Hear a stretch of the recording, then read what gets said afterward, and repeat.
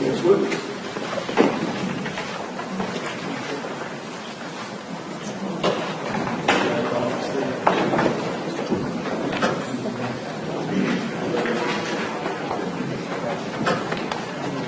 Your Honor, the next item we have is a trial testimony by video.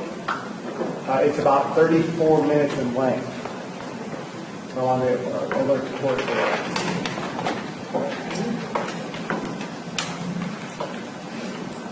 Well, we already know the clock's 5 minutes past. Why don't we go ahead and play it? It's a little late breaking, if that's okay, let's keep moving. Thank you, Your Honor. And it is the testimony of David Nugent. I should also note, I think we say this, but direct examination is by Mr. McAllister. The cross-examination is on the side. It is stipulated by the parties that Mr. Nugent is not available to testify live at trial. It is. And therefore his video deposition can be played and moved as in court testimony. Is that correct? Yes, Your Honor. The defendant agrees? Yes, Your Honor.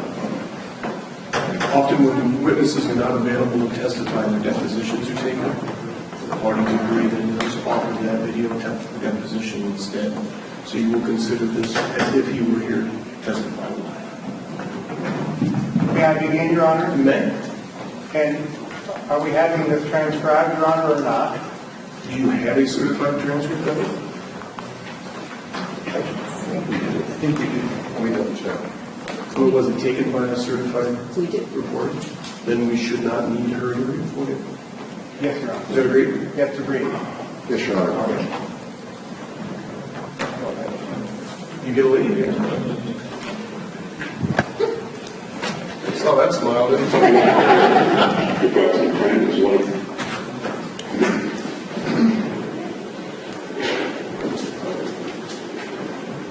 We're on the video record. Deposition time is 1:08 p.m. This is a video deposition from David Nugent in the case entitled State of Iowa versus Zachary Koehn, case number FECR 011490 in the Iowa District Court for Chickasaw County. This deposition is being held at the offices of Chickasaw County Courthouse, Nugent, Iowa. Today's date is October 24th, 2018. My name is Al Hayward, the videographer. The court reporter is Alyssa Klager. Will counsel please introduce themselves to the record, beginning with the noticing attorney.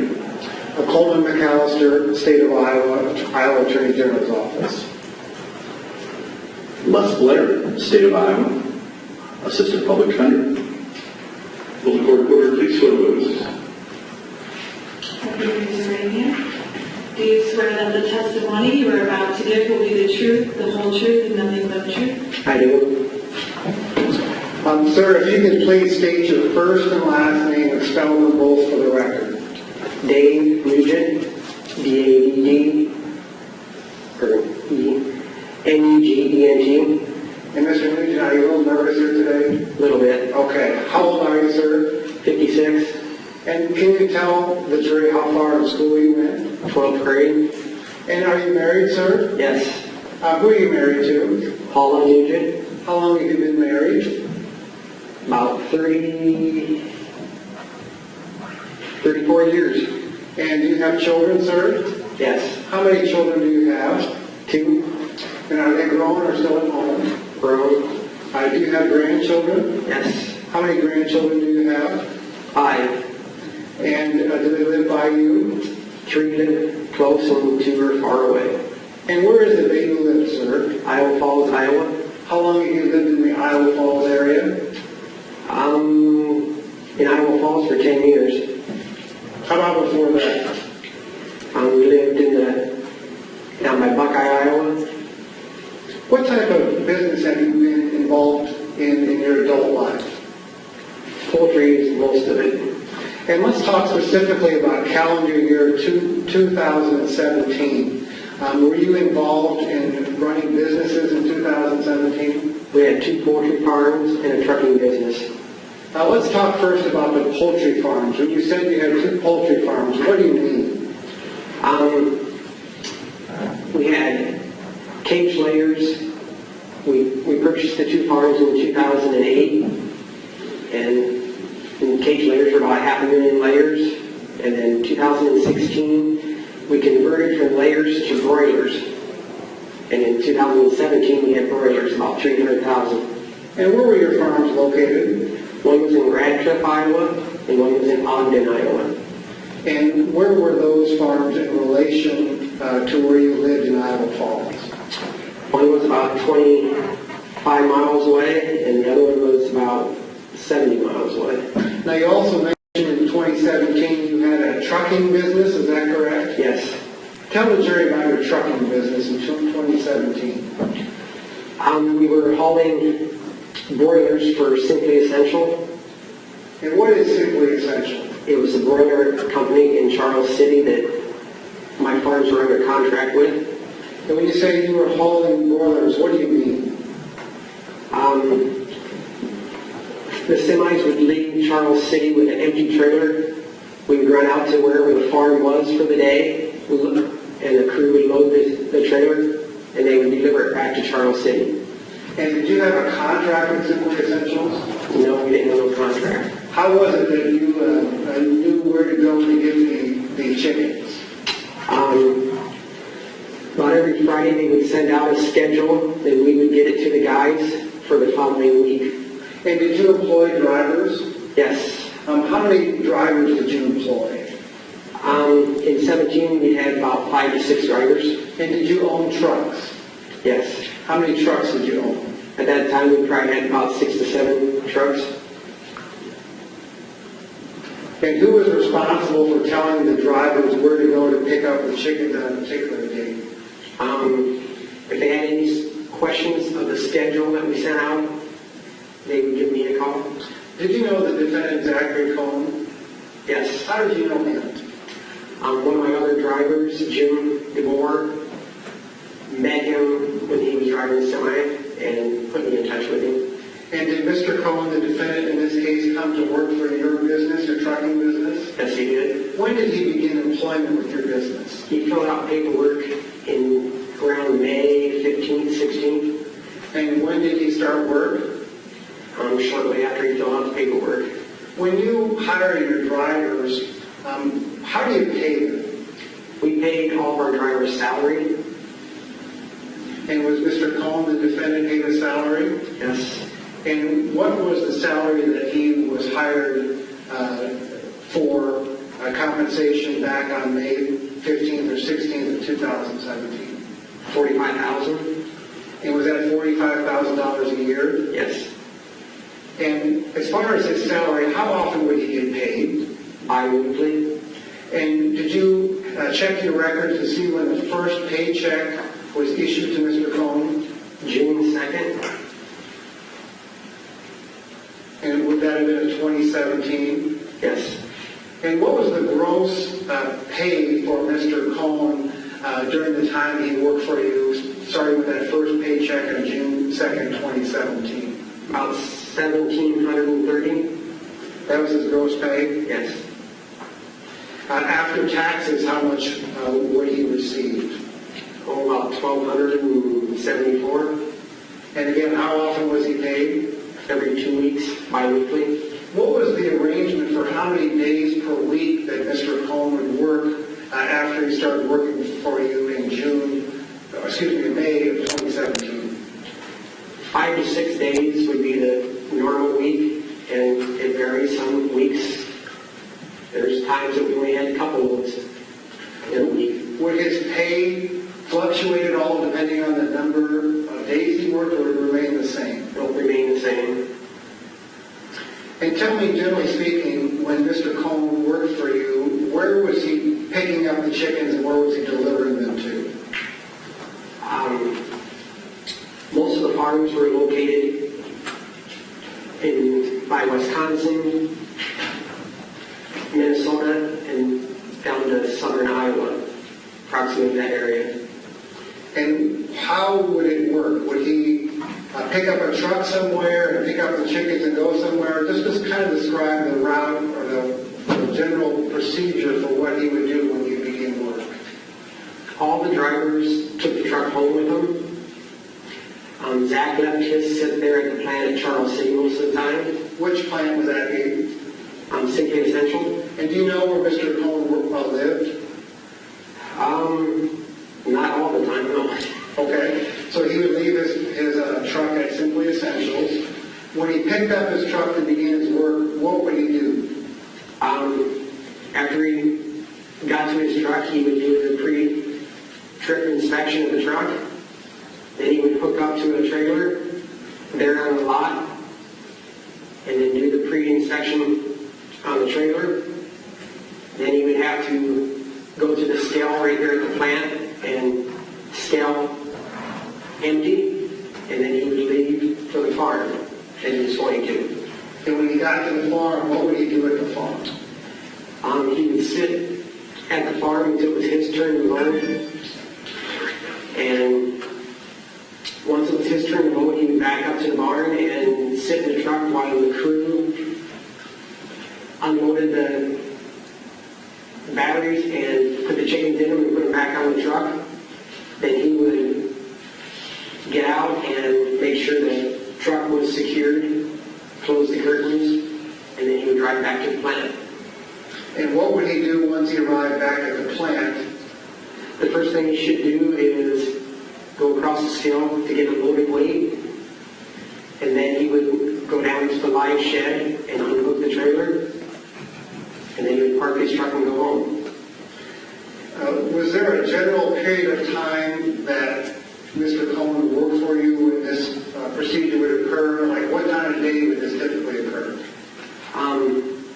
Loads were typically anywhere from 8 o'clock in the evening until 2, 3 o'clock in the morning.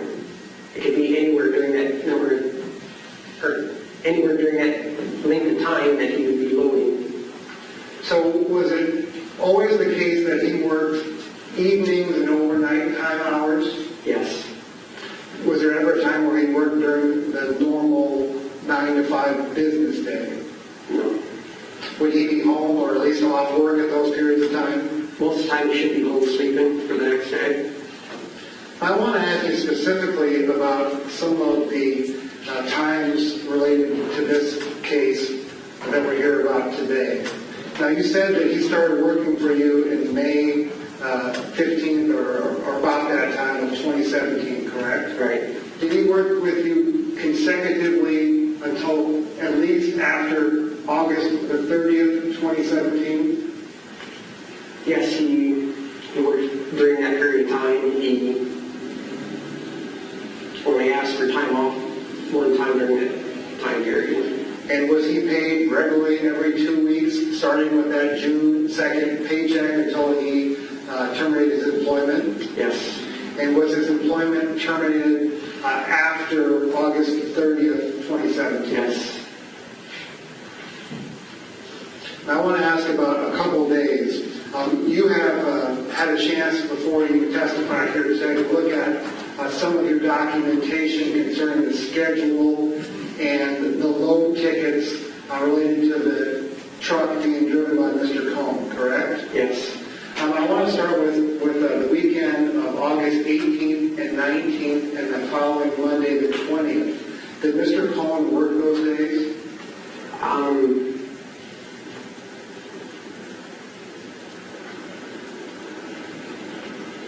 I can't remember it offhand.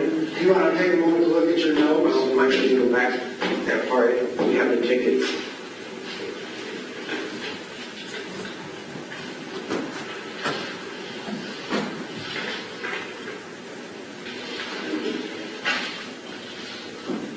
Can we go off the record for a moment? Going off the record at 1:20 p.m. Back to the record at 1:23 p.m. Now, I want to go back and ask you, Mr. Nugent, you have had a chance before today to look at the schedule, is that correct? Yes. And I want to ask, do you have a recollection of whether or not Mr. Koehn worked on the weekend of August 18th or 19th? He did not work on the 18th and 19th, the weekend. And so when, starting with that Monday, the 20th, when would he have started work? Or the 21st, Monday?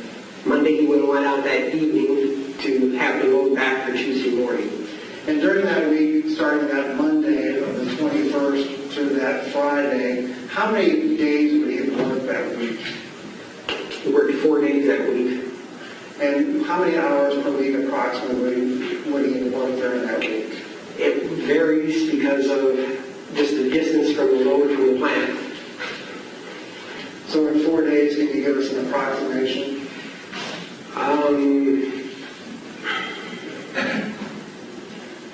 Not very easy.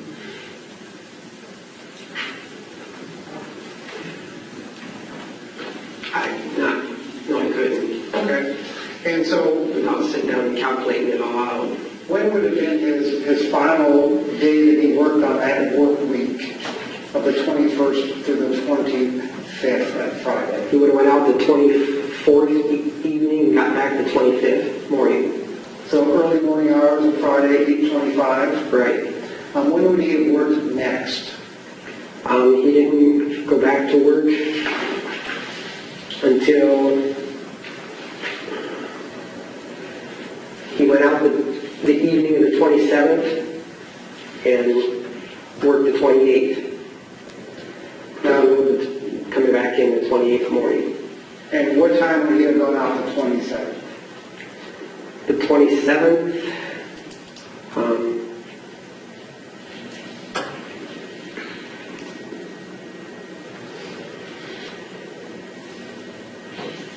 is it okay if I look? I mean, is it Are you asking him, is he testifying he doesn't remember and you didn't want to refresh his memory? I mean, Sure. I don't think the intent is to have him just tell us what the Of document course. says. Mr. Nugent, you have some documents in front of you, correct? right? As you sit here now, do you have it in your mind a recollection of exactly what times he worked those days? I can't tell you exact times. If the documents in front of you, what are they? They are scaled tickets from the actual loads that he did. And would those documents refresh your memory as to what times he started working on the 27th? Should tell me when he left and got back, yes. And why is it that they would tell you that? Because he has to punch the scale ticket. It'll tell exactly what time he left the plant, and it'll tell him when he got back with the load exactly the punch time. And it also has at the farm a ticket that says what time they started loading his truck and what time they finished loading his truck. Well, let's then, sir, take a look at those documents to help refresh your memory, and starting with the August the 27th. Can you take a moment to look at that?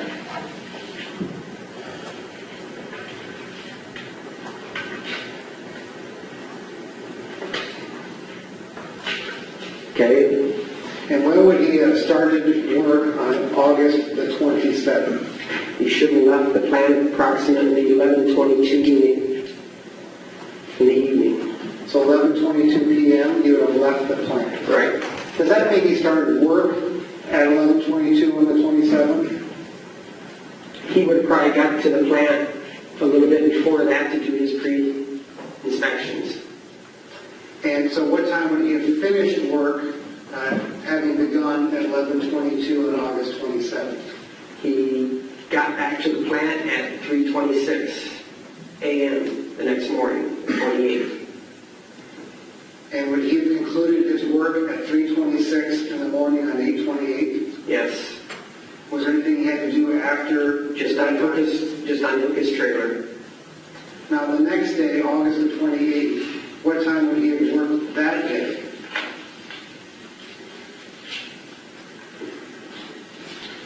He would have left the plant at 3:20 p.m. in the afternoon. And does that mean he would have started work at 3:20 p.m.? The 28th. Is that correct? Right. Would he have to do anything prior to leaving the plant? Just his inspection of his truck and trailer. And how long would that take typically in your experience? About a half hour. And on 8:28, after he left at 3:20 p.m., what time did he finish his work for the day? 12:04 a.m. the 29th. And would that have concluded his day, or would he do more work at the plant prior to leaving? Just unhooking his trailer and going home. And so he would have punched out at 12:04 to 3:29, excuse me, 8:29. Would he have worked any other time later that day on August the 29th? He would have came back about 5:54, about 6 o'clock that evening to leave for his load. And would he have done work at the plant site prior to 5:54 p.m.? Just did his inspection, 30-minute inspection. And what time did he finish with his work after starting at 5:54 p.m. on August the 29th? 2:36 a.m. the 30th. And then he had to do his, unhook his trailer after that, and he'd be going home. And typically, how long would it take to unhook his trailer at the conclusion of his work? Maybe 10 minutes. Could you hand that to me, please, sir? And after that 10 minutes, would he have been free to go home? Yes. Did you ever go to the defendant's home in Alta Vista? Not to his home, no. Prior to Mr. Koehn working for you, did you ever meet him before? Yes. And so you knew him prior to working with you? Just to fill out paperwork. So prior to him starting to work with you, you had no prior relationship with the defendant? Didn't know him. When approximately did his employment terminate? About the end of September. Of 2017? Right. Did you ever have occasion during your time that you know Mr. Koehn, the defendant, to meet his son Sterling? Just one time when we met to fill out paperwork. And who met? What's that? Who was it that met? I was there, my wife was in the car, and him and his girlfriend, his daughter, and his Sterling boy. And do you know when that occurred? Sometime in July, I can't tell you the exact day. Of 2017? Yes. Did Sterling look healthy? Yeah. Now, was there an occasion when Mr. Koehn began working for you that you loaned him money? At the very beginning, we loaned him some money for he could have a motel room to sleep in until he got a few paychecks, so he could get a place to live in. And so he asked for assistance and you provided it? Yes. Did you offer Mr. Koehn health insurance? Yes, we did. And is that something you offer to all of your drivers? To all my employees, yes. And is there a cost to the employee for health insurance? Yes. And how about you as employer? Do you pay some cost as well? We pay some of it ourselves, yes. Did Mr. Koehn elect to have health insurance? No, he denied it. Did he ever ask you for any time off to attend any medical appointments for anybody in his family? No, he didn't. Would you have granted him time off if he asked for it? Yep. How did you learn that the defendant's son had died? Through one of the other drivers. Did you find out from Mr. Koehn directly about what had happened? I talked to him the next time I seen him, but I don't know really what happened. He did not tell me. Okay. And I think on a couple of occasions you've actually described Zach as being family-oriented. I would say, yeah. On direct examination, you talked about having seen Zach with Sterling on one occasion. Didn't you in fact see Zach with Sterling on 2 occasions? Sterling never came out of the motel room. He stayed in the motel room, and so I did not see him the very first time I met with him. Okay. So you would have only seen him up in Appleton? Yes. And how does Sterling appear in Appleton? He looked fine and healthy. He's sitting in his car seat in the back of the car. And that would have been around the 1st of August, sometime in Maybe more towards the end of July, mid-July. So we filled out the paperwork. Well, didn't you first fill out paperwork around July 15th? May 15th. That's when you fill out the application. Okay. But I'm talking about when you met him at the hotel. That was May 15th. That was May 15th, okay. Right, Appington was in the middle of July. All right.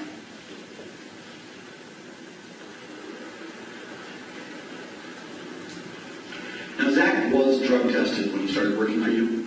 He was drug tested when we got all of our drug kits and stuff, yes. That was approximately July 10th. Okay. And he was subject to random drug testing throughout his employment, right? Yes. Okay.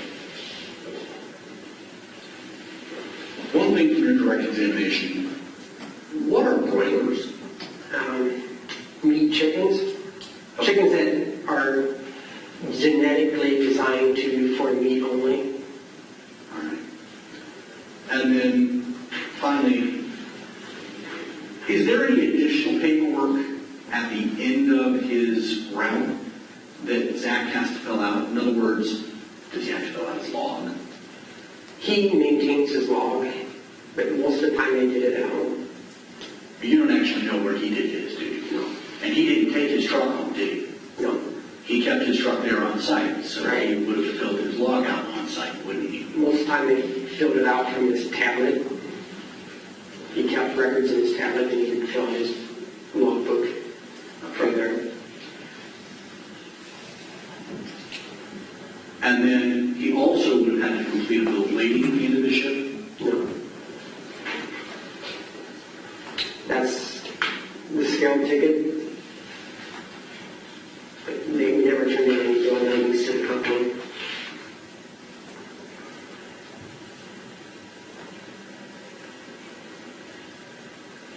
Well, do you remember a deposition that you gave to Steve Earle in this matter? We did a deposition over the phone, yes. Okay. But a bill of lading is for billing. He filled out paperwork, his logbooks and stuff, but it wasn't a bill of lading itself.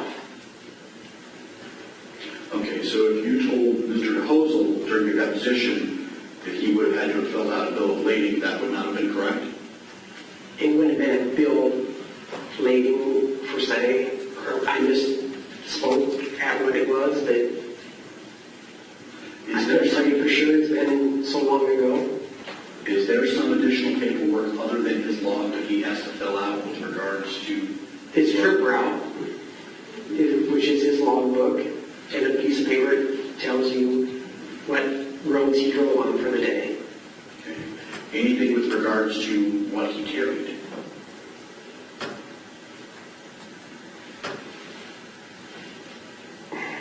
Not that I can tell you, and no. Do you know what you would have been referring to when you told Mr. DeHosel that there was a bill of lading that he had to fill out? Not 100% no. I would more likely be talking to you about the piece of paper that he had to be filling out for us so that it told what roads he drove on, which goes back for your IFTA tax. But it's not, it ain't labeled as a bill of lading. Was the documentation used for billing purposes? No. It's to fill out the taxes for the state.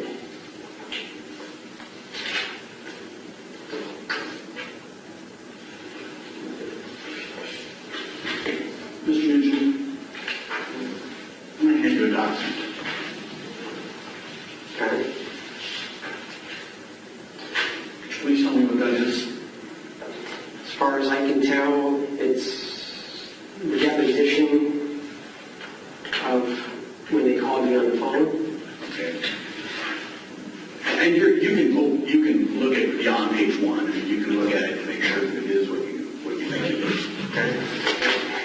Like I said, it's been such a long time ago, I couldn't tell you what is in it.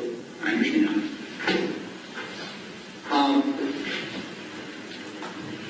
Now, you remember giving that deposition? I remember getting the phone call and doing the deposition, yes. Okay. And at the time that you took that deposition, that you gave that deposition, you were under oath. Yes. You were asked questions, and you answered those questions under oath, too. Okay? Is that correct? Yes. All right. I'm going to ask you to refer to page 16. It's towards the back. Okay. Where are the Top corners. Top corners. Okay. I'm going to ask you to start reading to yourself at line 3 and read through line 15 on page 16.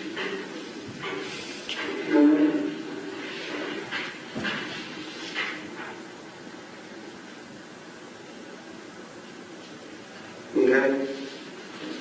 Yes, it says, I guess. I didn't necessarily say it was a bill of lading. It was a piece of paper. You did in fact say it was a bill of lading, didn't you? Now it says, I guessed. I would call it a bill of lading. I didn't say it was. Down at the end down here on line 11, didn't you indicate that that Right. paperwork was for billing purposes more than anything else? And that's what that says, but no, I don't recollect it. You don't recollect saying that? I don't remember saying that, no. Okay. I mean, how long ago was it? Well, let me ask you this. Are you saying that your memory of what went on and what paperwork needed to be filled out at the end of the shift or at the beginning of the shift, No. things like that, has gotten better or worse since the actual time period? I'm saying that what I actually said, a bill of lading, we didn't have to turn in a bill of lading to the company. So I guess I wouldn't call it a bill of lading. It was an actual paperwork for his log system and the state infant tax is what he filled out. But you would agree with me I that did more paperwork, yes. you would agree with me that back on the 21st day of March 2018, when you gave this deposition, you told Mr. Trehosel that he had to fill out some paperwork with regards to billing. I cannot tell you exactly by now one way or the other. You need to look at the deposition again. No, it's what it says. You would agree the deposition transcript shows that. Yes, And you understand that that is a record of what you said on that date. that is the record of the question I was asked, yes. And your answer. Is that correct? Yes.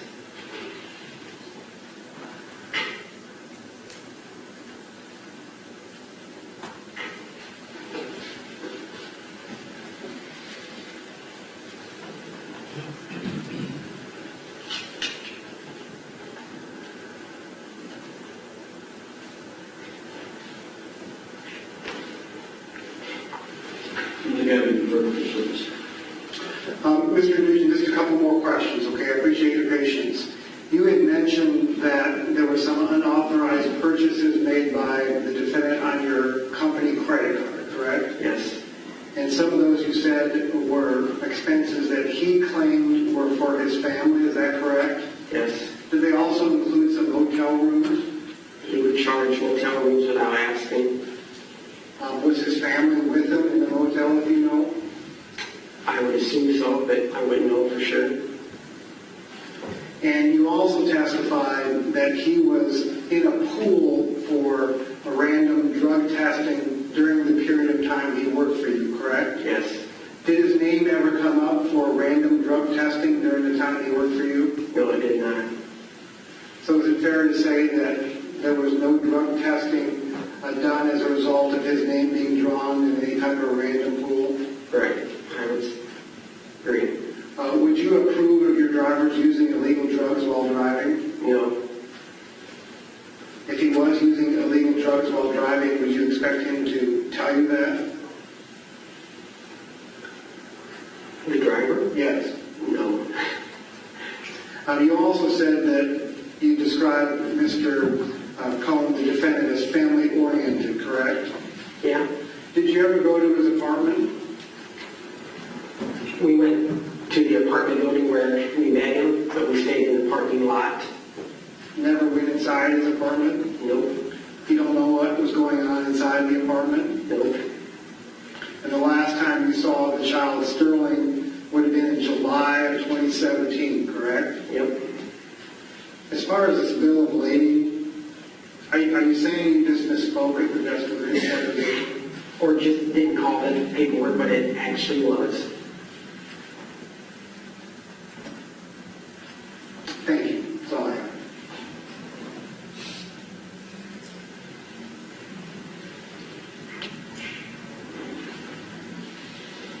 Nothing further. They're all today, record 145 p.m. All right, we will break for lunch. Come back at 1:10, please continue to be my admonition. Do not discuss the case among yourselves or with anyone else, and don't do any individual research. See you at 1:20. All right.